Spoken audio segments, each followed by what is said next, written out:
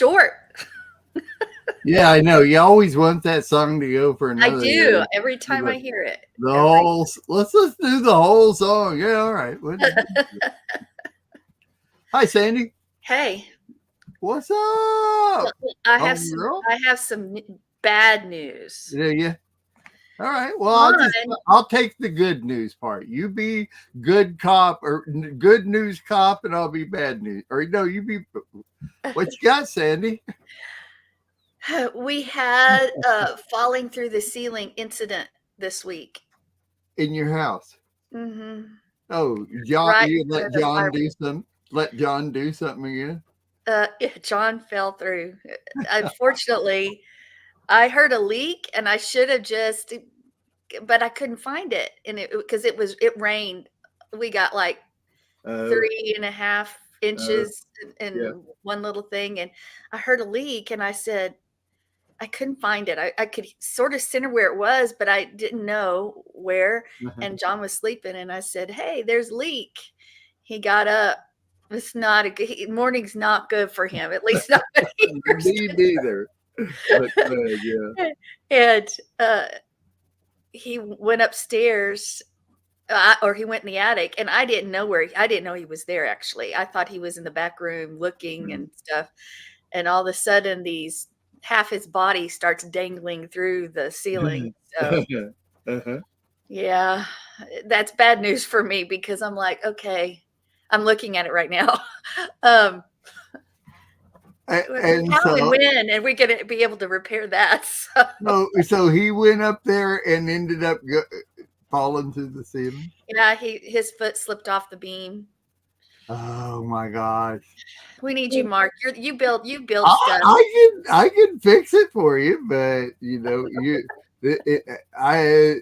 have to pay for my trip out there, Yeah, and then I'll fix it. I won't charge you for fixing it, but you know.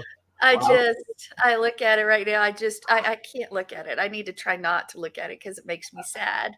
I'll just mail you my sheetrock saw, okay, for John, and John can use my sheetrock saw and patch it in, and they're easy enough to fix. You're probably going to see it from now on, the patch job. I don't want to see the patch job. That's the point. I want it no patch job. At this point, you do have to after it's done, the whole ceiling has to be repainted, not just the area. Oh, I knew that. The whole thing. Yeah, Are you looking at that too, Sasha? Yeah. So, did you find the leak? That's the. It was around our fireplace. The flashing had, they didn't do well with it, and so John's caulked it and done things before, but I guess over the baking sun or whatever, and so he actually had buckets in place. I didn't know that from before when it had happened back years ago. I did not know that. All I knew is I heard something, and what I was hearing is it hit the bucket, but I didn't know that. I see. I mean, for last I knew is that we had it. I mean, he had taken care of it. And it also, when the insurance adjuster came out, I mean, John already knew it. He came out 2 years ago and said, we need a new roof too. But I mean, it's around the fireplace that it happened. So, yeah. Well, you got to empty those buckets every once in a while. Well, I don't think there was anything in it at the time. But anyway, so now it's on the list of things that have to be taken care of. But there are some things like getting the light in the utility room. I've been waiting 9 years. So. Mm-hmm. Wow. Okay. You'll get her fixed. It's all right. I hope it's a quicker timeline. That's all I can say. Well, we're getting some rain here too, and it's nice. It was really nice to wake up and lay in bed and hear the rain. I was thinking, oh my gosh, I don't remember the last time I woke up to hearing rain, and I love hearing rain. I love it too. I love rain. Yeah. I didn't like the result of this one this time, but anyway. It'll be all right. It'll be all right. Take a deep breath. Yeah, there you go. All right. Well, What's up with okay. you? Uh, Yes. you know, things are just cool. My grandson, I don't see. He hit. I think he didn't hit a couple of home runs in his game the other night, but he hit the ball a couple times and ran the bases and made points and the whole thing. And we're calling him the Great and Mighty Emmett. You know, The great and mighty Emmett is up to bat. up to bat. So that's exciting. And what's really exciting, Sandy, and I probably said this before last year, but the technology that's there so that uh, I'm in North Carolina, my grandson is in Oklahoma and playing baseball, and I can put it live on my monitor screen and watch it while the game's going on. I can even tell when my grandson is up at bat and we get to watch it. Of course, we have to see it through somebody's phone hanging on a chain link fence with the chain links running through the deal, and you get to see it through this hole right here with the batters here. But hey, if I can't be there, I can literally watch it in real time. Watch my grandson play baseball. Isn't that's cool? And having technology for those things, that's wonderful.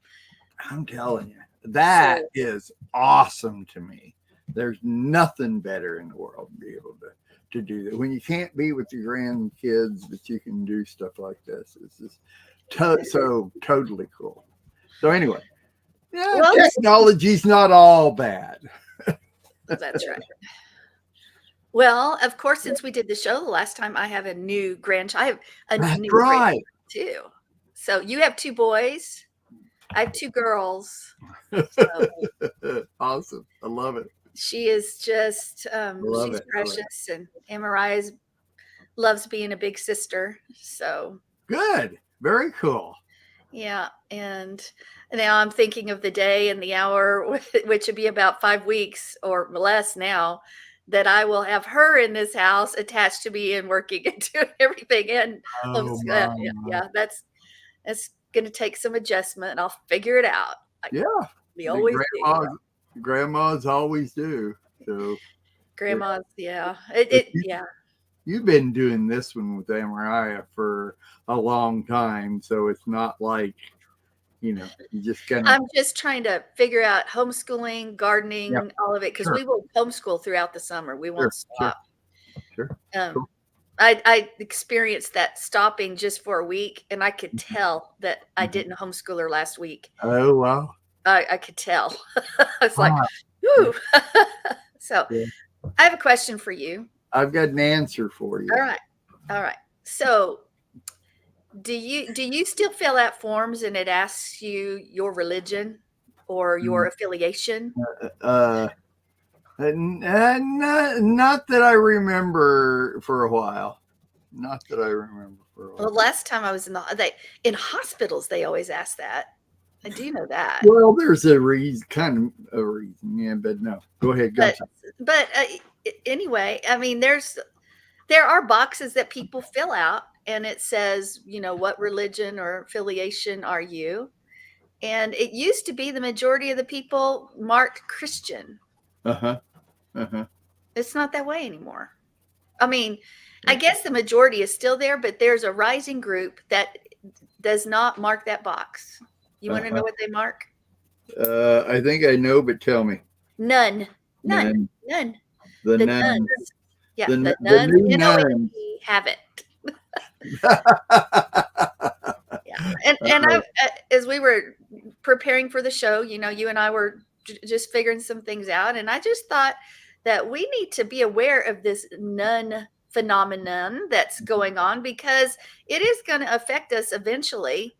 if it doesn't already. And what I found was an article from Pew Research, and they said in 2007, nuns made up 16% of Americans. And that number now, it didn't give me this specific statistic, but it has risen dramatically, and it's a huge number now. And Pew did research of 3,300 adults, and it's a big thing. What do you associate with? None. What's your religion? None. But that doesn't mean they don't believe in God. Now, that nuns include atheists and agnostics, but they also include the anti-religious and the ones that just don't really associate. So they have some belief of some sort of God in their lives, I would say.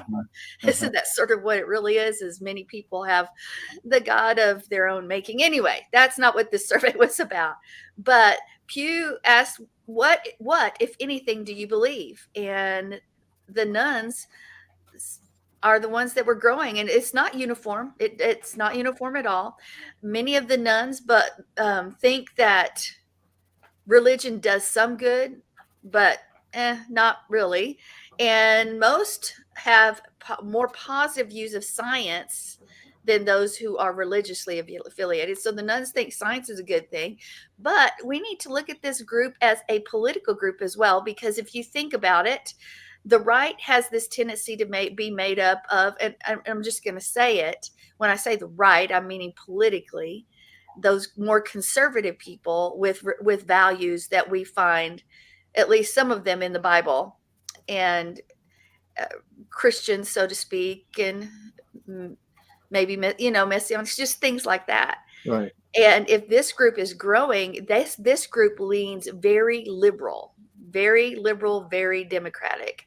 And as this group is growing, one group has got to shrink. And of course, we look at the state of the US and we can see what shrinking is: our moral values and truth and all of those things. So this new nun political group that is very liberal and democratic is going to influence, and has already influenced. I don't think we can say is going. I think it's already influencing our life down to the very fabric of how we live, because we all know, or I observe at least, that how the Constitution's being done away with or redefined. And we've talked that you make sure that my religion's included, and that really does happen, except for those that believe in what the big God, which we would consider Yahweh or Yehovah or something. But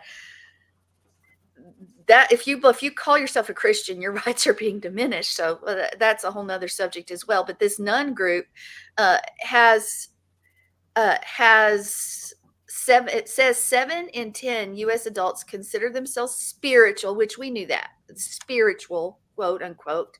But nuns aren't civically active. It says those who participate in some sort of religion tend to be more civically active, tend to volunteer, tend to try to help out the community. And the nun group just doesn't do that. But nuns don't vote as often either. So you've got these sides that you have to weigh back and forth. So what all influence does the nuns group have? And then it says atheists and agnostics who are part of the nuns are civically active. It's those that say, no, I don't affiliate with a specific religion, that have this tendency to sit back on their laurels, so to speak. Anyway, those who responded that the religion is nothing in particular don't help out, don't vote, don't do things that maybe we should as a people.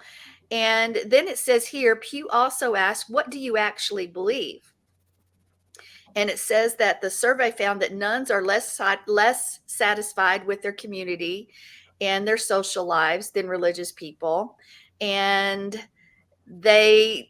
whereas we make decisions in life based on scripture, they make decisions on, well, does it hurt somebody else, or how is it going to help me? And more, that's how they consider right and wrong, not according to scriptural standards, of course. I mean, And you wouldn't think so if they're, let's face it, most Americans don't even know what's in that Bible. So, not truly. Anyway, so it also said that nuns tend to be young and white and male.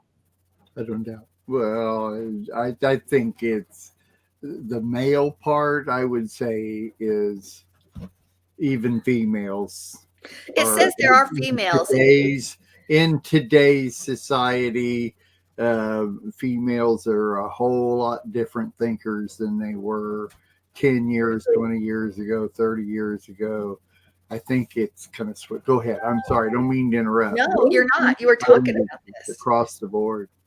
It says nuns, 69% of nuns are under the age of 50 and 63% are white. But it says that people of color are more likely to say religion is important in their lives.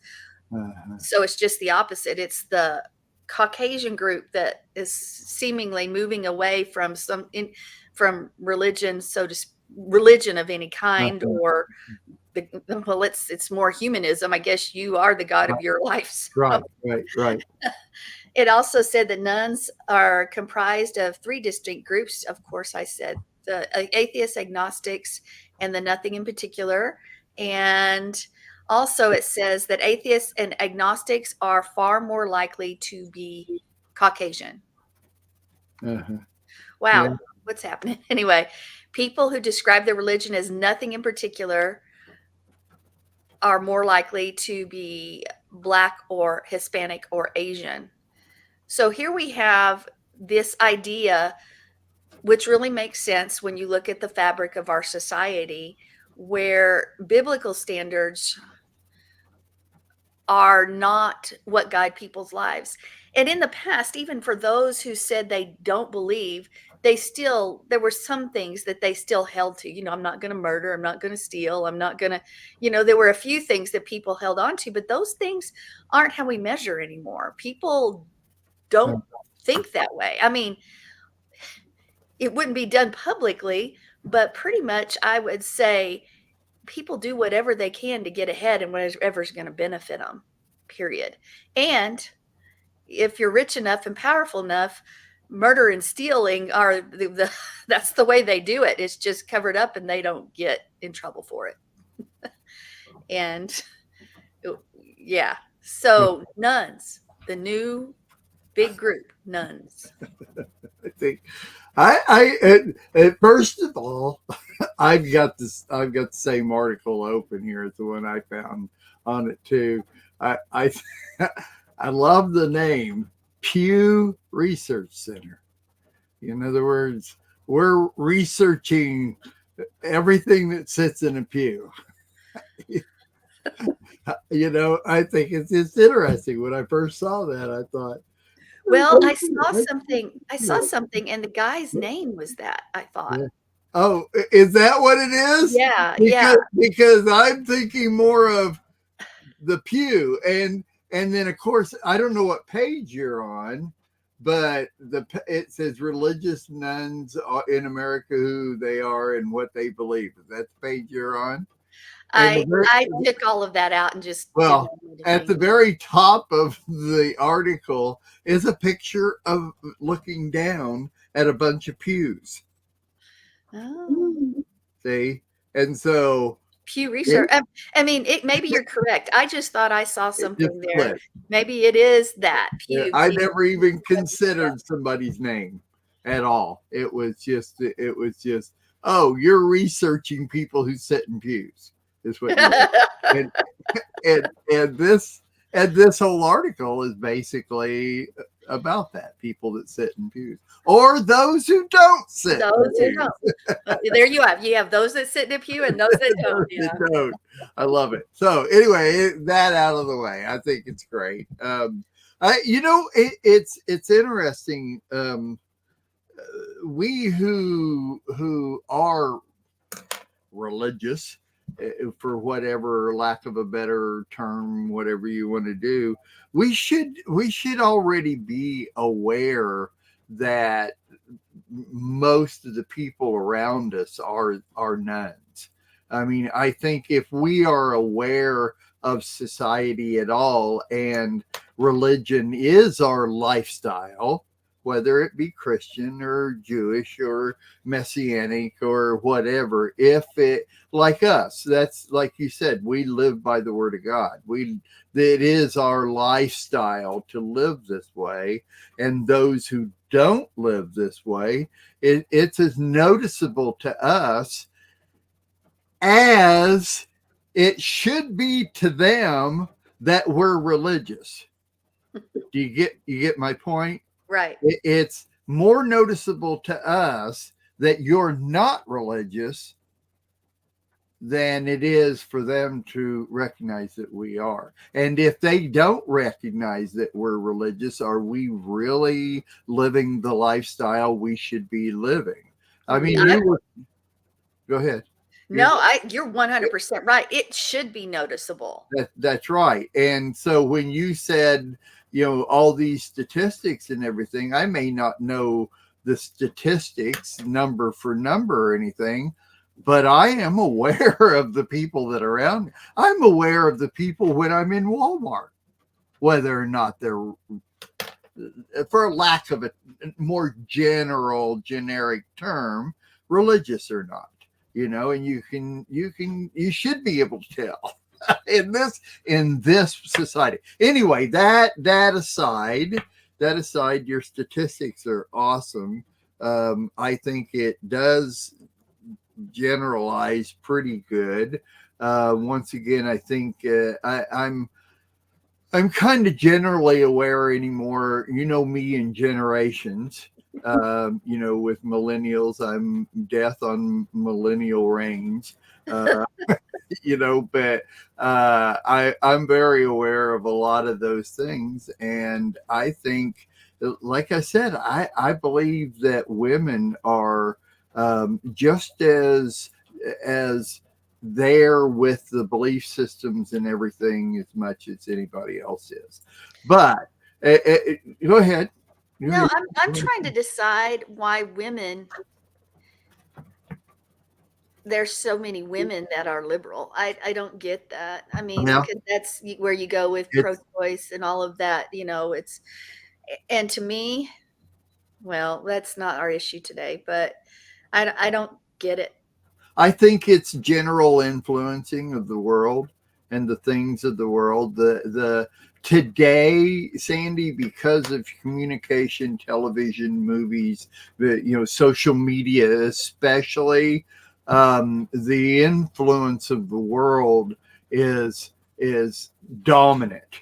It's huge. And if things aren't exciting, then the people of the religious people even of today are always looking for the next exciting thing, and everything's mundane until the next exciting thing comes up. And whether it's on social media or a bridge collapsing because of a freighter hits it and all that kind of stuff. I mean, news stories are exciting when, things like that happen. It's too bad, but, all that kind of stuff. And I think because of communication that has risen so massively in so many different areas, I think that's a huge thing that draws people away from religion, that draws people away from serving God, because there's just too many things exciting out there. And if you can't find something exciting on one social media, you can jump over to the other 47 different social medias that you have apps for on your phone and keep going until you find something more exciting than what you're watching. And so I think that is my opinion of why we have more nuns than we do people that acknowledge their religion. So a great article. It's really good. At this point, we're gonna kind of obviously, you've seen we didn't do a newscasting ancient times, and we're kind of switching things up, and this may go the whole show on this. At this point, I think what I'll do is show the video that I want to show. Yes. And let me preface this. Um, it's at I see it's at a MAGA Christian nationalist place. MAGA, I guess, is Make America Great Again. I didn't realize that until I looked it up, but that must be a new organization or something. But there's another organization called YT, or no, it's called TYT.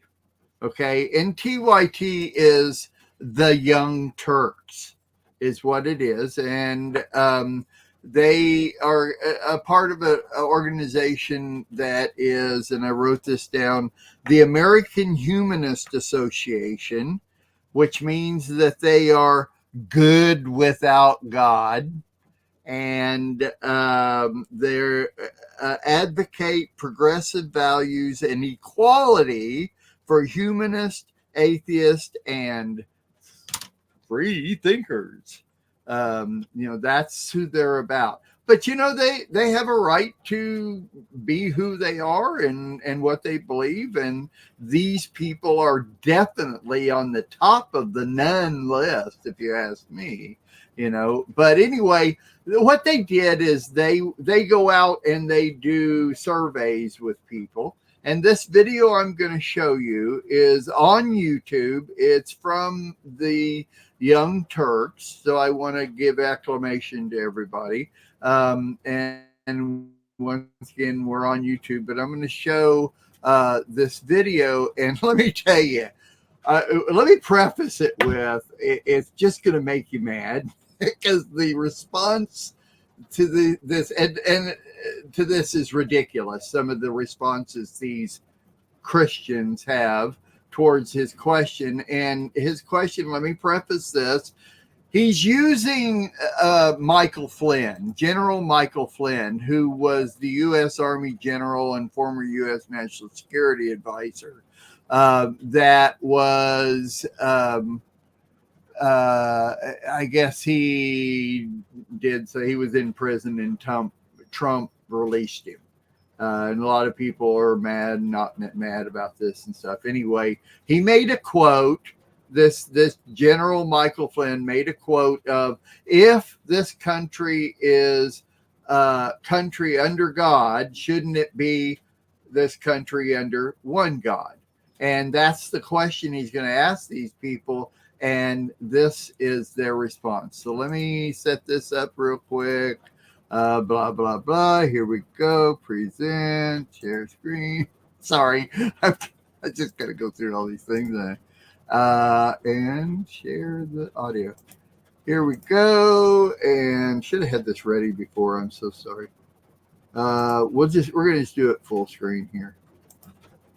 And here it goes. Christian nationalism. What does that mean to you? And do you think that we should be a Christian nationalist country?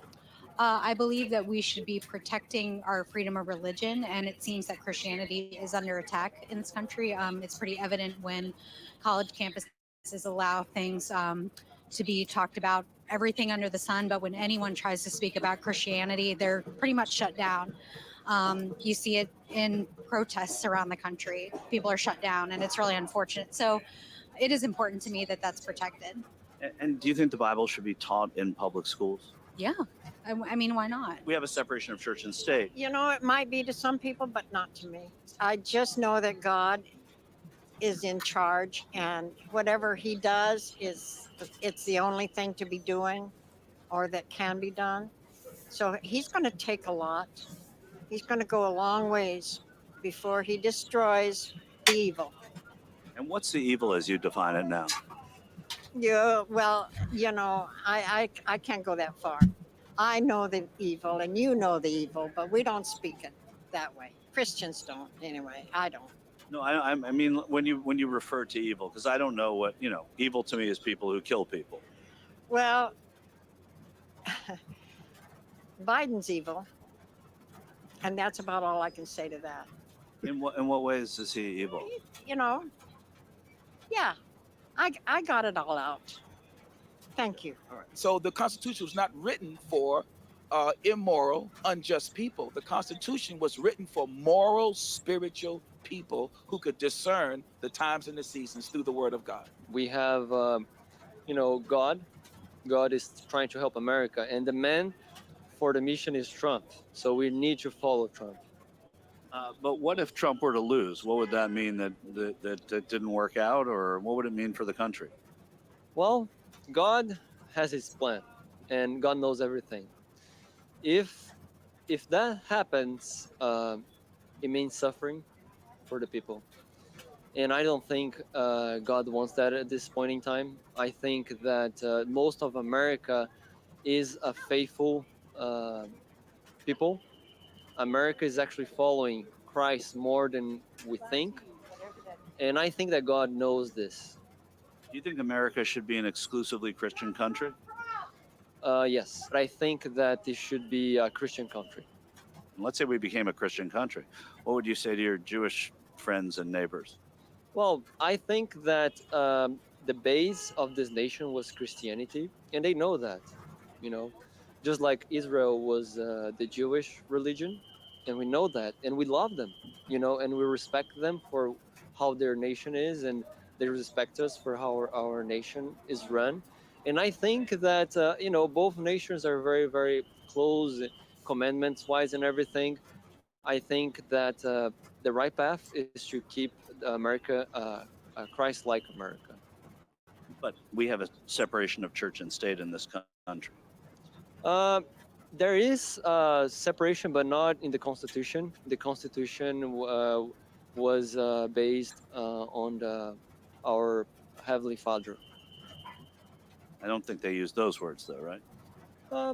Not those words, but the men that did the job of writing the Constitution, they were very faithful men. And we're standing in Virginia. Thomas Jefferson wrote the Articles of Religious Freedom. Everybody here is free to worship whomever they please. Do you think we should teach the Bible in public school? Yes, I do. I do believe that. I believe that it does brings a spirit of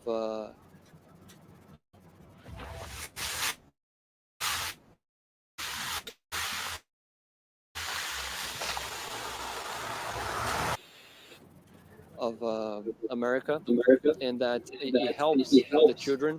Michael Flynn, he said that if the country is one nation under God, it should be one nation under one God. Do you agree with that? Yes, I do. Yes. What would that do for Donald Trump's Jewish children who don't worship the same God? But don't they still? I mean, it's still the same God. They just don't worship Christianity. They don't worship Jesus. Right. Isn't Jesus the God of Christianity? He is. He's 3 in 1. What about our Muslim people in the country? Should they be made to worship Jesus as well? I guess everybody we should have our. How about we keep religion out of it? Michael Flynn the other day said that the country is one nation under God. Do you believe in that? I do. He's saying because we're one nation under God, we should be one nation under one God. Do you agree with that? Absolutely. So what then, if Donald Trump has children and grandchildren who are being raised Jewish, what would happen in that case to people like that? Well, the Jewish religion, that they have the right to believe in their person, which is God. The Jewish religion believes in God. I personally am Roman Catholic. I believe in God. I believe in Jesus. And what about a Muslim, friend or colleague? What would they have the same protections? As far as their religion goes, sure.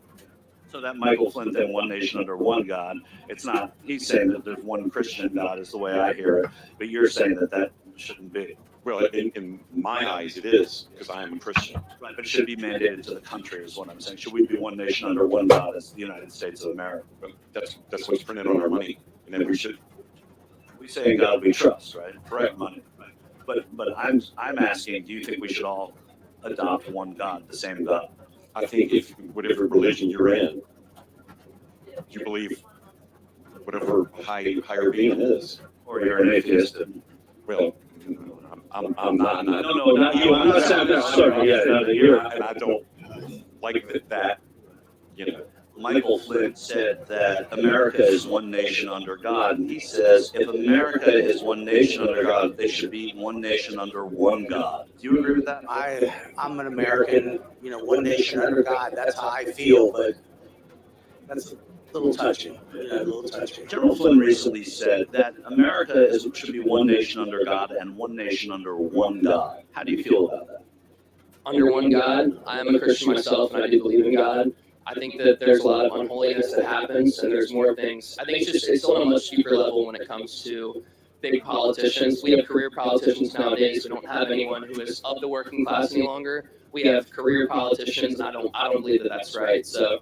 And then finally, I want to ask, we were talking about being a Christian. Michael Flynn, who you recall from the previous administration, he recently said that America's should be one nation under God. They should also be one nation under one God. What do you think of that? As a Christian, I'm a Catholic, but overall I'm a Christian. And I don't really agree with him on that end. I mean, we all disagree on things. President Biden's a Catholic, and he's an observant Catholic. He goes to church every Sunday. How do you feel about not supporting someone, or do you feel a bind to support someone who is Catholic?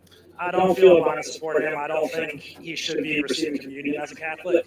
To support abortion and the murdering of millions of innocent children, I don't know how he can receive communion and say he's Catholic. I don't know how he can do that.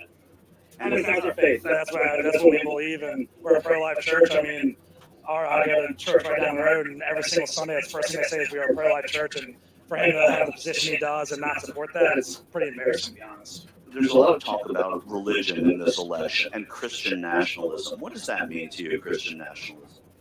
Well, I'm Christian, so, I believe in all of it. And I believe Donald Trump is a Christian. And, it's a good Lord that put us here. It's a good Lord that wrote the Constitution. That's what it's all about. And, so I'm all about it. You're crediting the Lord with the Constitution. I'm sorry, what was You're that? crediting the Lord with the Constitution. Yes, I am. I credit him with everything. Michael Flynn, he recently said that we are one nation under God, and he thinks we should be one nation under one God. Do you agree with that as well? Well, yes and no. That's a it's fine line there. I believe in Jesus Christ as my Lord and Savior. If somebody else wants to believe something else, that's up to them. Don't push it on me just because I don't believe in it. Don't push your religion, your sexuality. That's fine. If you want to be that way, be that way. Don't push it on me. General Flynn, he recently said that America is one nation under God, but he also went further and said America is one nation under one God. It should be. Do you think that should be the case? This nation was founded on Judeo-Christian principles. So, we're a welcoming nation. It's just that we're a nation of laws, and if they keep coming over illegally, we're not. We can't support it. Michael Flynn, who you probably know from, Michael Flynn the other day said that if we are one nation under God, then we should be one nation under one God. Do you think that's true? I mean, there is one God. Yes, that's true. It's one God. But there's so many different religions that have their own God, I guess. Yeah, that's what he meant. He meant instead of having Allah, the Muslim God and the Buddha God, and yeah. The Indians, they didn't have a God. They had spirits or something. Personally believe in Christ is our Savior, and He's the Son of God.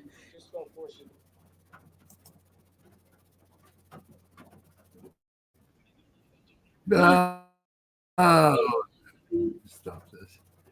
Yeah, obviously it was a Trump rally, and I want to put the disclaimer out there: we are not supporting the Young Turks. This is just a video that was produced by them, and we're actually watching it for a whole different reason than what their reason is. But to me, it's more of it's just so sad that so many people have so many different ideas of what their religion is, what they believe, what they don't believe, that when asked a very simple question, they fumble over all, and they even discredit their own words. And while they're talking, they say one thing and then discredit what they said by something else. One guy about the Catholics and all that, oh my gosh, it was just so frustrating to see these responses of people that were not prepared. That's what it says. The Bible says, be prepared. See, it didn't bother me at all. If you were if somebody came up just cold turkey with a question like that, and you knew you were being filmed, and you knew also that you probably couldn't just say what you think completely, I think I probably would be going and trying to formulate in words that I get it. Say. And so it probably would, I'm not saying it would sound similar, but it didn't, honestly, the video didn't make me angry. The bottom line is there are people out there that they may not understand their faith, and they may not be as versed as they should be, but they're still trying. There's still a middle point that they think they're holding on to. With that God guiding them, and it is the Judeo-Christian God of which they speak.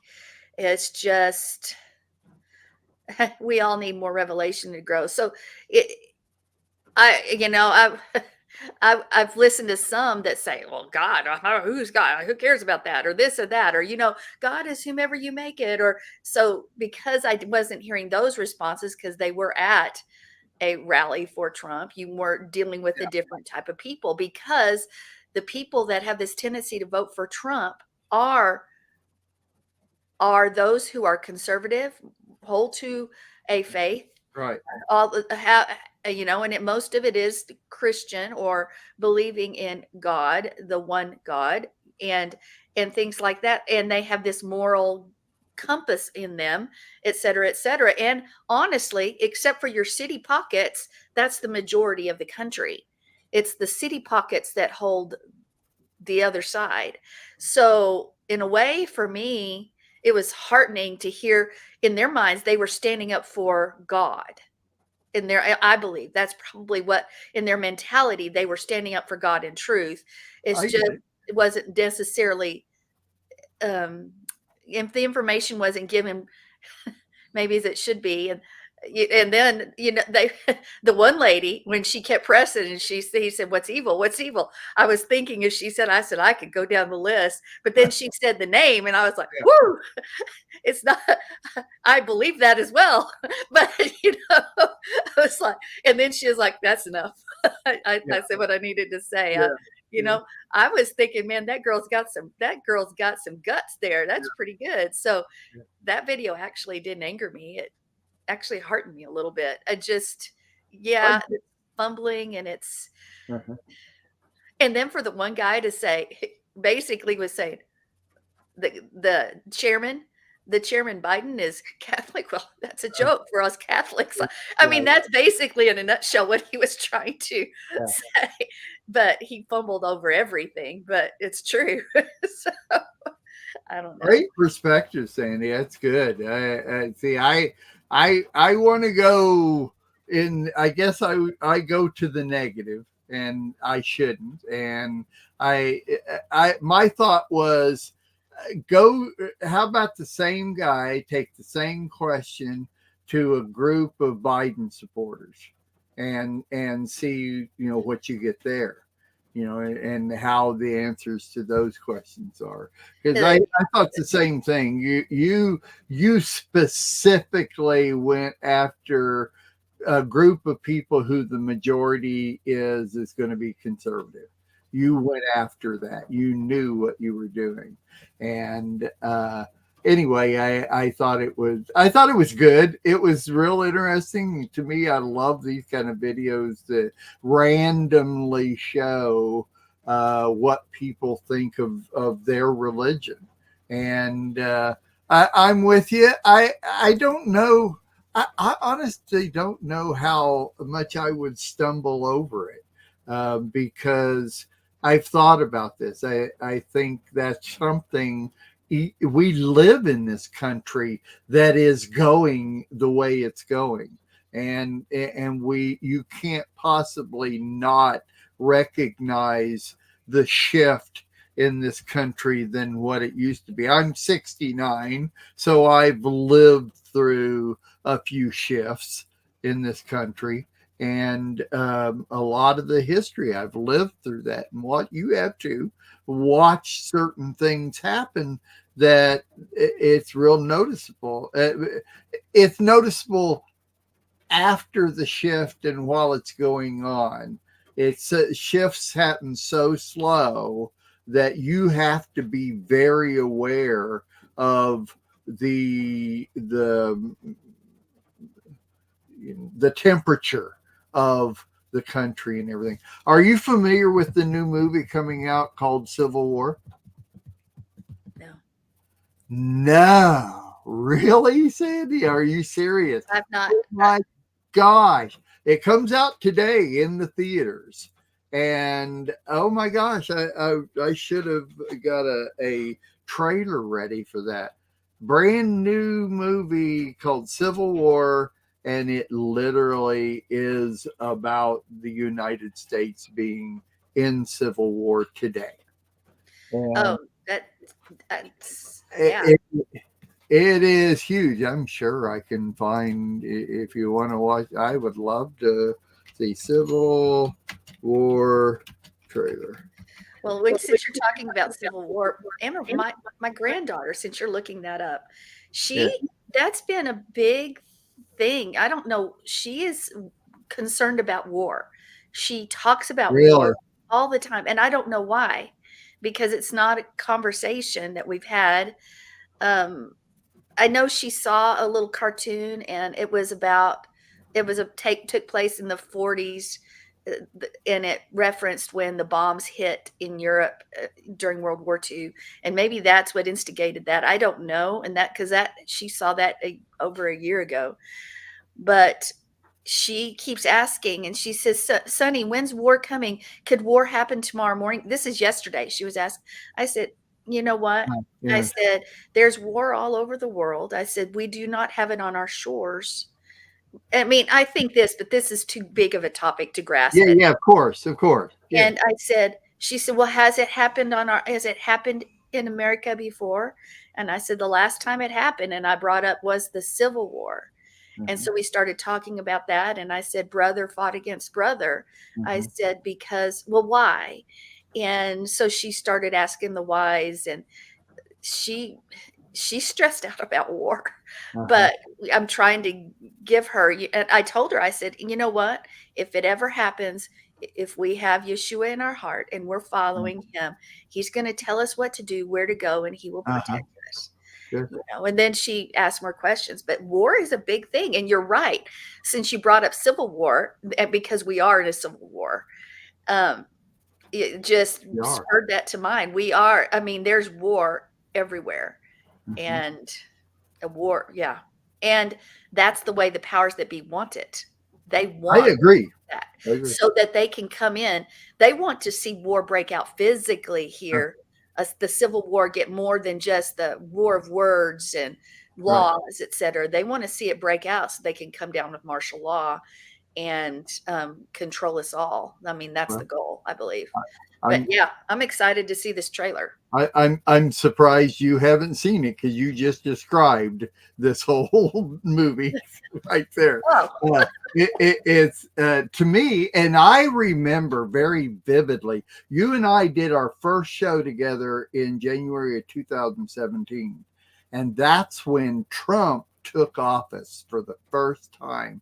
And I remember very vividly speaking several times, and the first time was in that month during those shows that this country's in a civil war. Yep, I remember. Because even back then, it was so black and white on what who people, and the race was so close in the presidential race and the whole thing. I said, this is only going to get worse. And it has. Here we go. Let's watch this real quick. I'm sure. I don't know. I hope this is the one. So. No. All across America, critics are raving about, the movie event of the year. It is American, 100%. That's what I'm talking about. Cool.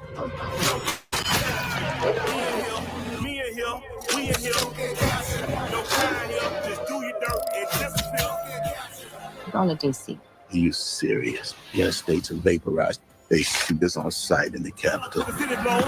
I've never been scared like that before, and I've never felt more alive. Holy fucking shit!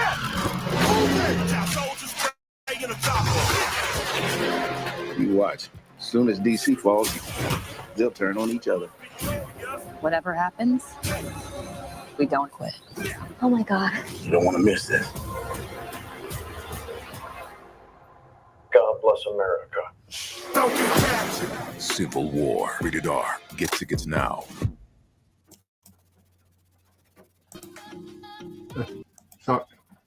Sorry, thought I removed it.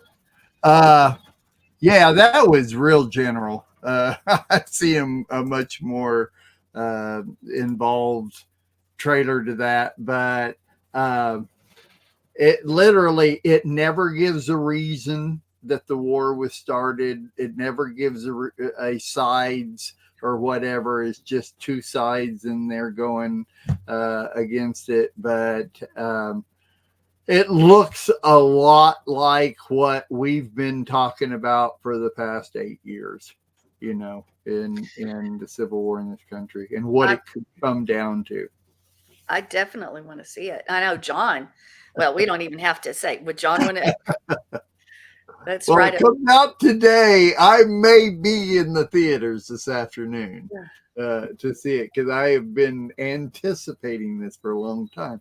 But it also comes down to religion, because the division amongst people that believe one way or another way, but they don't understand why people that believe the same way they do aren't doing and being the same way they are, and just like these people we saw in the earlier video, they see it one way. There's no gray areas there.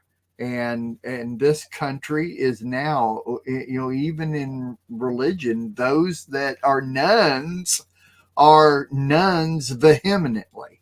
They don't want to be, influenced by any religion. They don't want you talking about it. It was interesting. One of the things that I heard, I can't remember now where it was, but it's interesting.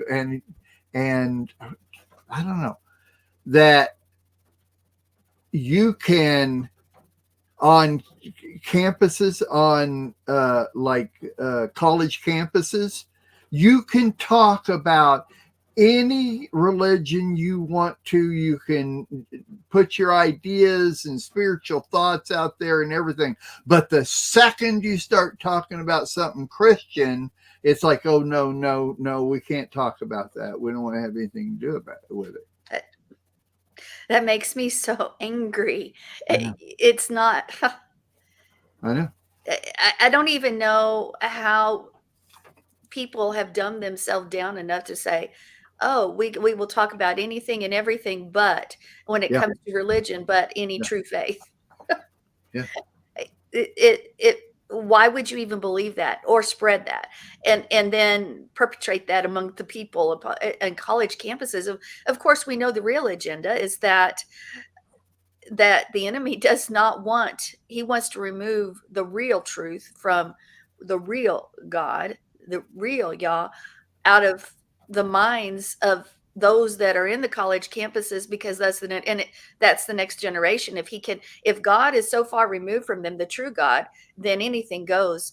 As we see, this isn't a new phenomenon. This has been going on in college campuses for a long time. Yeah. In fact, even back, the young people that I've taught that were strong in faith, that I worked with at church and et cetera, even back at the beginning of the 2000, in that time, 2005, just going there.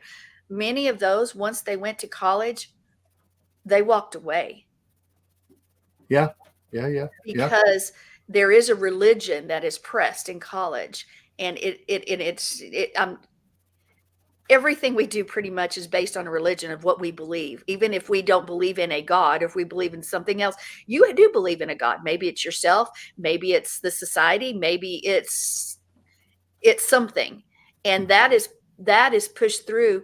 And those that ever do bring up God, big G for us, are ridiculed, demoralized, and then they're gaslighted. Hey, why would you do that? Why do you believe in, and until either they become silent because they have to be, or until they become so confused and begin to question the very things that they once had. Yeah. I mean, that's the goal. Is he comes to steal, kill, and destroy. It's not just the physical things. Where's the battle? The battle's in the mind. So those thoughts, the religion, where's that? It's lived out in our actions. But where do we think? What do we believe? It's here. It's the battle's here. So if it can be removed, then those that are in control, that want the enemy, who ultimately is moving his puppets around, he wants everything his way, and he wants any semblance of God out of the picture in society at all, because he is a guy. Satan wants chaos and destruction and evil and death, and it's happening right before us. Yeah, we thought it was bad in 2017. Let's look at it now in 2024. Yeah. Look and tomorrow, meaning tomorrow down the line, I can't imagine. I do believe civil war is coming to this nation, and it will. Civil war. Physical civil war. And because they want it, the people don't necessarily want it. The powers that are in control want this nation destroyed, just as they want Israel destroyed. Why? Because we were at one point one nation under God. We were once the nation that sent out missionaries throughout the world to spread the good news. Now they send missionaries here. We were at one point.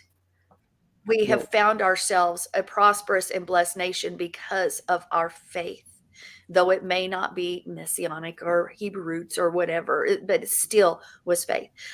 When I go through genealogy, and I'm looking at, because I have family that came over here at the beginning. Let's go to the Civil War. I have the Jewish part of my family. It's written in books. Moses the Jew was fighting, and it's my great whatever. So was fighting alongside, and he came over here, and he was a Jew that believed, but he believed in Jesus too. And those people fought and lived out the persecution from other countries and came here to find that freedom to worship the way they want to worship, and that's gone. That's leaving. It's leaving. Yeah. It's my thoughts on, I always have that why syndrome going with me all the time. Is why are there more nuns these days? NONES, by the way, if you're just coming in a little bit late. And by the way, if you missed the first part of this show, you can go to lambnetwork.tv and watch this again on the on demand. But we were talking about it's like, why today is it growing and growing and growing? And first of all, we know spiritually that Satan does have a plan here, and the plan is to mix so much of God with the world, and then distort it in such a way that people don't know what they believe. And it's I find dominantly through people that I meet, there are so many different doctrines and dogmas and belief systems, even in the messianic lifestyle, this lifestyle that we live in. There's just so many different people that believe so many different things. New people coming in, how do they find the righteousness within all of that? And to me, I see people that are outside of the religious lifestyle world, Christianity, Judaism, or messianic lifestyle, all of that, that they're not seeing a group of people that have integrity.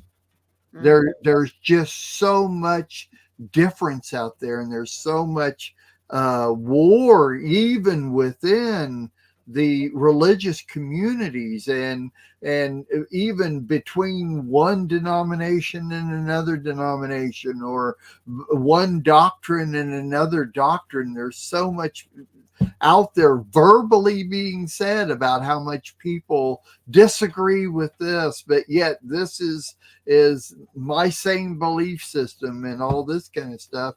Why would you want to be involved in all that? Why? No wonder. And you and I have been in the messianic lifestyle for over 20 years, right? And we've seen it come and go. When we came in, there wasn't that many, but it did grow. I mean, 10 years ago, there was loads of communities out there and everything.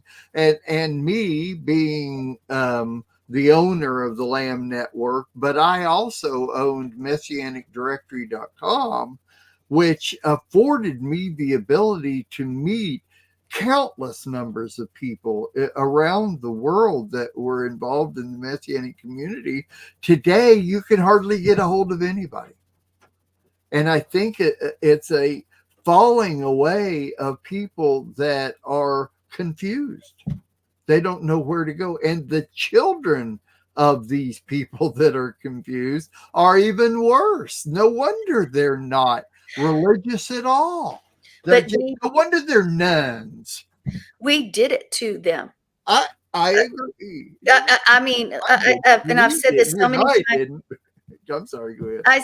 I've said this so many times on the show, going back a few years back when we were both still going to Sukkot with Monty, and they asked the kids about Yeshua, and the kids don't know anything about Yeshua.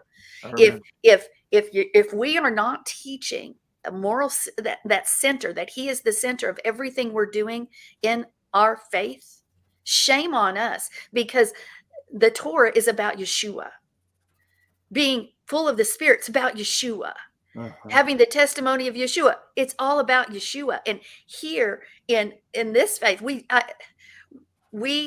are so concerned about finding the newest thing that nobody knows and doesn't understand, and getting it out there, that has become the God we serve, instead of living out the life and teaching the next generation and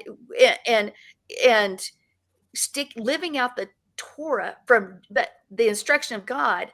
But I taught this in a message. I said, you need the Brit and the Tanakh. You need them both, because they work together. That's right. We can't leave out everything in the Brit Hadashah.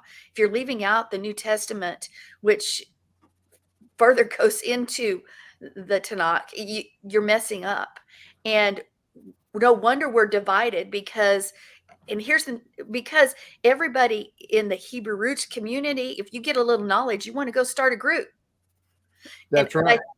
And that's so dumb. And you're saying, well, Pastor, you and John have well, guess what? We do.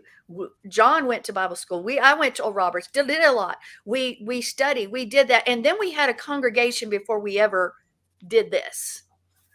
And it's not out there to go start your own group. But so we're divided. We keep dividing and dividing further and dividing further, because everybody wants to be their own leader. And And so what is that really about? Is that really talking about being united under him? Because we're focused on earthly things instead of God things. And we go into, let's go, one nation under God, indivisible. We are divisible now. Divided. Right. Instead of coming in like Israel does, you need to know the religion. You need to know the religion. You need to speak that language. You need to do all these things to be a citizen, to be part of Israel. Well, at one point, we came in and we tried to meld together, and now everybody wants to keep their own. They left this country, but they want to make this country that country. They leave California, come to Texas or wherever, and bring California with them because they left California because they didn't like it, but then they bring it with them. Exactly. We have become so divided on everything because we want to be ourselves, and we should be ourselves. But that when General Flynn said that, we should be one nation, one tongue. Yeah, does that mean you shouldn't know others? Absolutely, do that. We have to be united in order not to fall. But we know the pattern of nations in the past.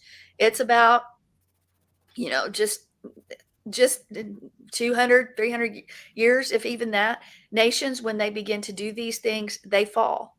And we are following the same pattern. And we will fall. We have fallen, and we are on that downward spiral. It's like the water, the frog in the water, the pot, it's been turned up, and we don't even realize where we are today. Yeah. And we are divided people in religion. We are divided people in our own faiths. We are divided people in our own families. We are divided in every way, and civil war is the result. Period.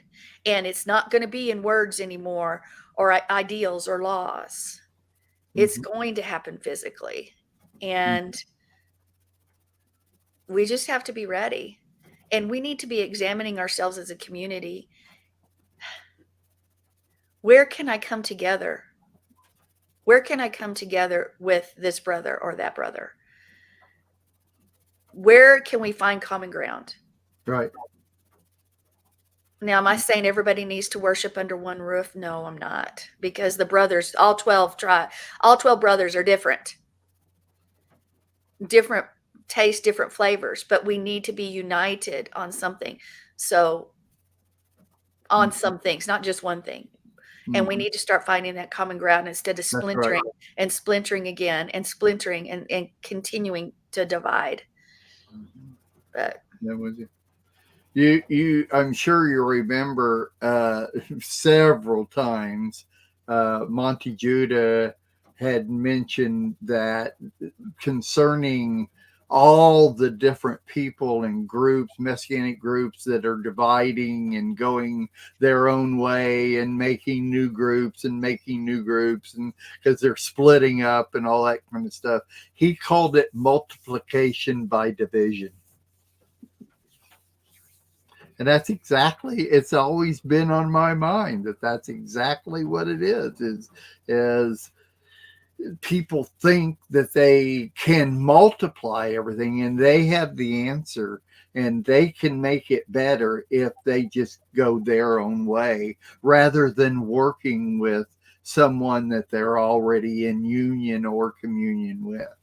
And I think it's just, it's even in the religious communities, I believe it really boils down to the me. It's what is good for me rather than good for the community. Remember, what is it? The needs of the many outweigh the needs of the few. Always remember that. That's actually a Kabbalah statement, but it when it comes down to community, it's true. So except that Dr. Spock, or no, actually William Shatner added or the one. One of the others added or the one. Anyway. forget all that. I know now. I'm going through the Star Treks now, and I'm saying, Actually, I just saw this the other day because it was Spock was dying. Spock initially. Spock was in a chamber dying. Right. And Captain Kirk came up to I him, remember that. and they were talking, and Spock said, "The needs of the many," and Kirk said, because Spock couldn't hardly talk, and he barely said, "The needs of the many," and Kirk said, "The needs of the many." What is it? The needs of the many outweigh and Kirk said, the needs outweigh the or the few, whatever. And Spock added, or the one. Yes, I think that's real. And see, I was remembering the new version on the new Star Treks because they end up in Kirk ends up in the chamber dying. And Spock's on. Oh, that's right. The one after that. And I was trying to remember because I think they said something very similar, but it might have been reversed. Yeah. So yeah, that's why I was going, okay. Yeah. Anyway, but it applies. You know, the community is what stands, and we need to protect ourselves, but not at the expense of the community. You know, and I think that really is a lot of the problems today is the me mentality, you know, is taking care of me. And I think I have the answers, even though I don't know anything more than you do, type thing. So, well, and we've got to remember you're not all going to agree on everything. And there is no perfect congregation, nor is there a perfect leader or pastor, period. There's none. We're all fallible, but a family works through. If there's an issue, you work through it. If you have an idea, you then present it. Let's talk about it. Let's put legs to it. But it's not the way it is. We're in our community of believers in the Hebrew Roots Messianic community. It's exactly what Monty said. Multiplication by division. I'm going to go start my own group and be my own leader. Okay. You know, woe to those who do that, because I even think of the responsibility that John and I carry, because we are held far more accountable for the things we do and say, and the discipline is far more severe than it is on just your average Joe. That's right. So, and you got to keep that in mind. Mm-hmm. But you know, Sandi, you and I, from very early on, are really the only ones that have had the answer to all of this right from the beginning. Be excellent to each other. Be excellent to Be excellent to each other. It's almost like amen. I think it means whatever you want it to mean, but mostly it's just like be excellent to each other. Just means, I think it just means to be excellent to each other, really. There you go. There you go. There you go. Even your husband quotes that from time to time. I know. I've heard him. Those guys look so young there. They are so young there. I know. I know it. I know it. They're children. Just both of them look so different today. But anyway, and it's true. It's interesting the different things. And you know, it's one of the things that you had mentioned early on about some of this and the nuns and all is that of being spiritual. And it's like, to me, so many times, so many people have put more emphasis on the spiritual end of it, that I think to those that aren't somewhat spiritual minded, let's put it that way, spiritual minded, that's scary to them. If they're really not, they haven't been raised in a religious environment, if they really haven't been taught the things of the Spirit and of God and how all of that works, then there are a lot of times, I think, that those people that aren't taught those things, that haven't experienced those things growing up in their lives like you and I did, that things of the spirit. And when people start talking about religion, their mind goes straight to this is spiritual stuff, and I don't, I don't get off on that. But yet you bring up somebody that can read tarot cards or get in a crystal ball or do all that kind of crap, then they're all for it. They're ready for it. They're ready to jump in on it and do that kind of stuff. And, see, now that you bring that up, it reminds me, I mean, we see everything that we've been talking about. We see it in the movies and the TV and the entertainment that we see. And even tarot cards are a big thing. Wicca is a huge growing segment of the population, and they're trying to put a different face on it. I was watching something the other day. It was a cop show of some kind, and this person was a suspect initially, and they go, well, she's the weird, everybody's doesn't like her, whatever, and she's a witch. And she's dressed all pretty and looks nice. And she continually says, well, I'm not so scary after all. I'm not so off. Am I? Because of course she was the one helping, and she was really, the light was really trying to change. She's really the good person. The witch is really the good person. And so everything is being spun away. I know. From what we've ever understood. And the kid, and I mean, like the shows that the kids watch are all steered toward, not all, I shouldn't say all, but a lot of them are steered towards a spiritual end of it that is just not righteous. It's not a righteous spiritual idea. Okay. Inside Out is a cartoon that's setting at 2. When Inside Out is about the voices in your head that talk. Now, as a pastor, it's talking, it is just as Harry Potter, other things made the occult, it's witchcraft 101. Well, this is demonology 101. There are voices, as a pastor who's done deliverances, and it's trying to make that those voices are good, and they're in your head, and they're the ones causing you to do things or not do things. And my heart hurt because Amariah said, Mom said, I can't see the second one. And I was like, you shouldn't have seen the first one, honey. Yeah. You shouldn't, because it's put in a cartoon to grab their attention now, just as Disney did when we were young. I didn't realize it then because I watched Disney when I was growing up. Bed knobs and broomsticks and all. Well, I watched that stuff. Right. But it's geared to plant those seeds to normalize this kind of behavior. So when that demonic stuff is in your head going on and those voices in that's okay. That's just them talking and making me do what I do. And in reality, that demonic oppression that many suffer with, I'm not saying possession, that's a whole different issue because we've talked about all that. It does, if it's not in check and if you're not following Yah and putting it does cause you to do things. And because we say, well, that's just the way I am.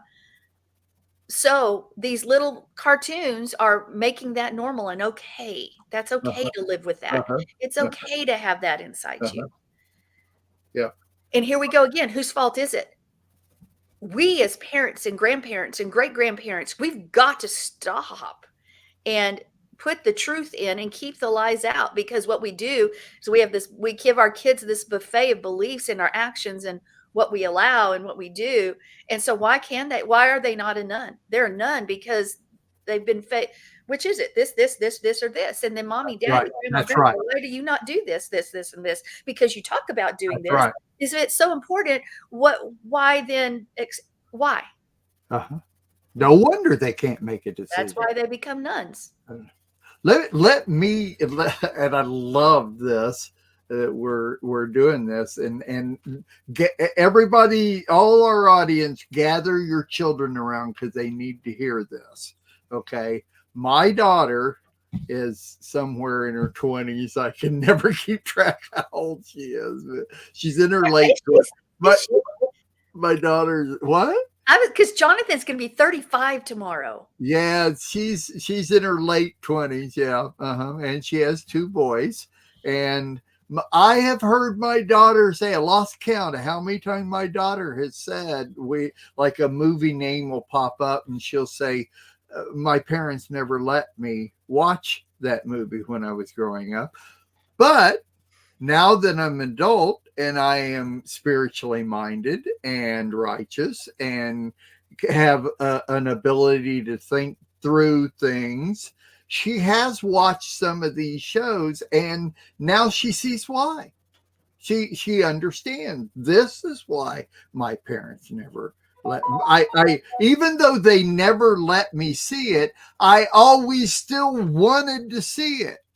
And now that she's an adult with kids, once again, she checks some of them out, and well, yeah, okay, now I see why. I understood then, but now I understand better now. So all you children that are mad because your parents won't let you watch something, go talk to my daughter.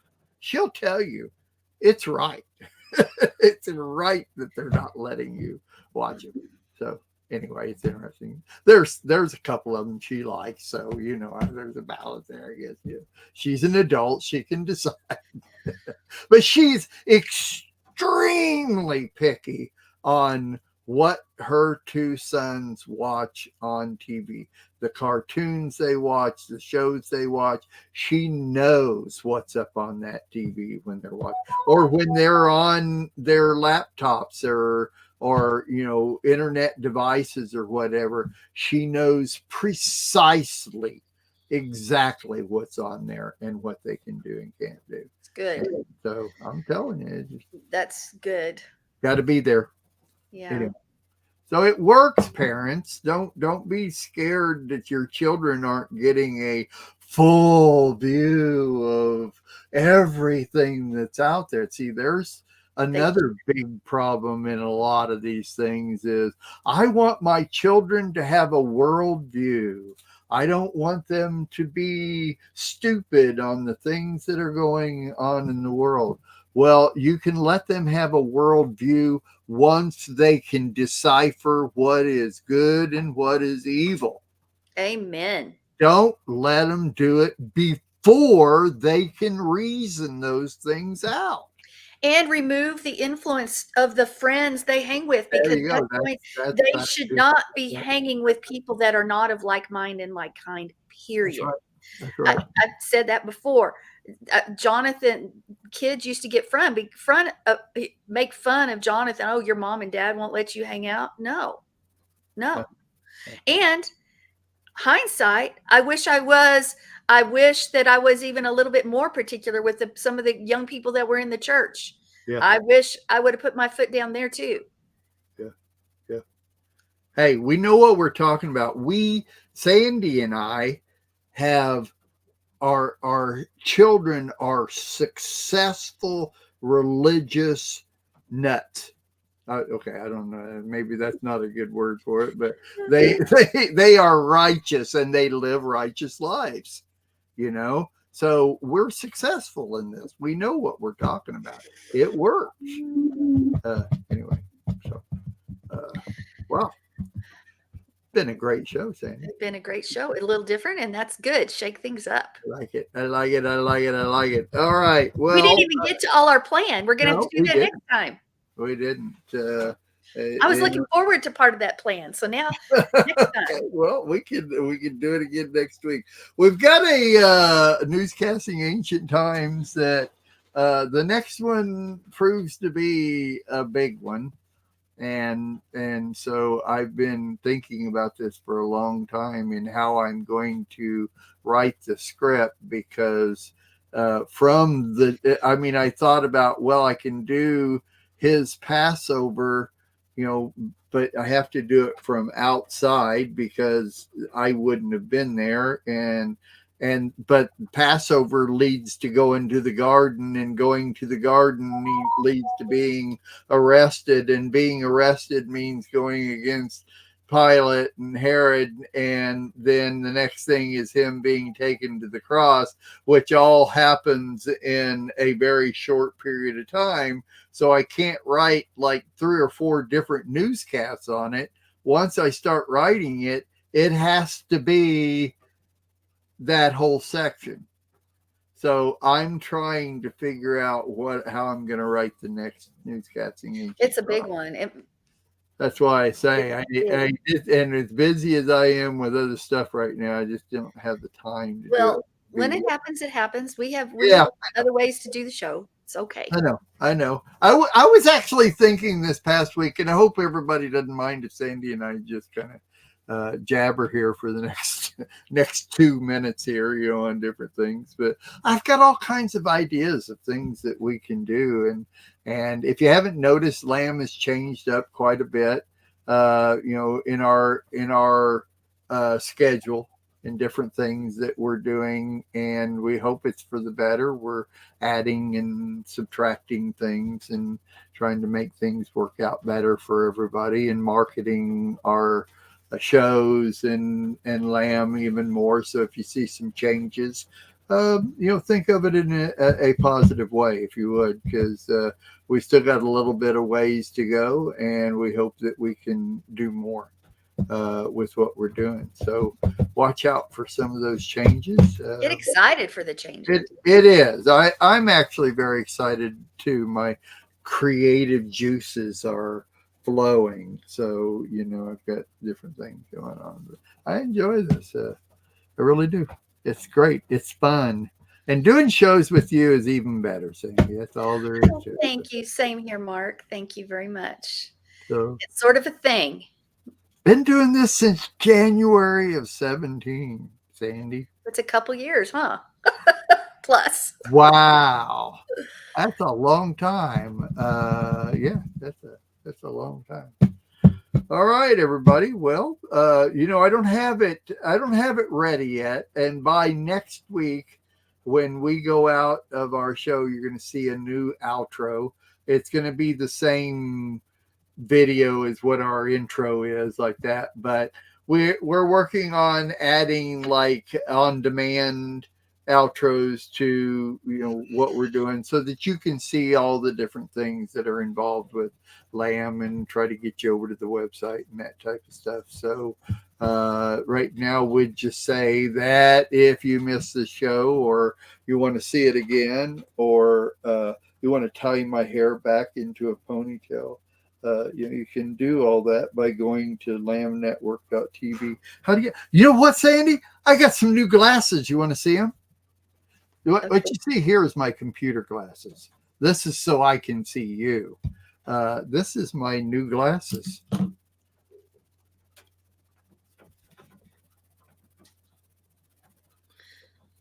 New glasses.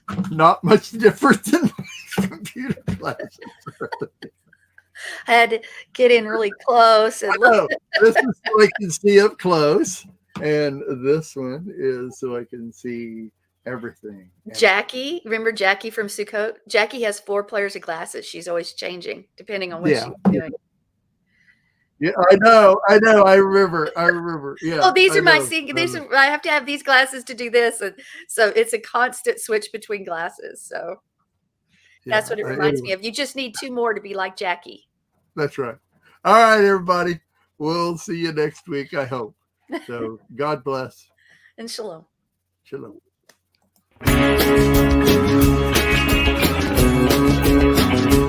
We are richly blessed to bring you what we believe is the fullest, most diverse, yet up-to-date progressive teachings, discussion, and prayer programming you can find anywhere on this planet. Be sure to take the tour of the MessianicLambRadio.com website. I'm Susan Hoogie, thanking you for joining us on the Messianic Lamb Video Network.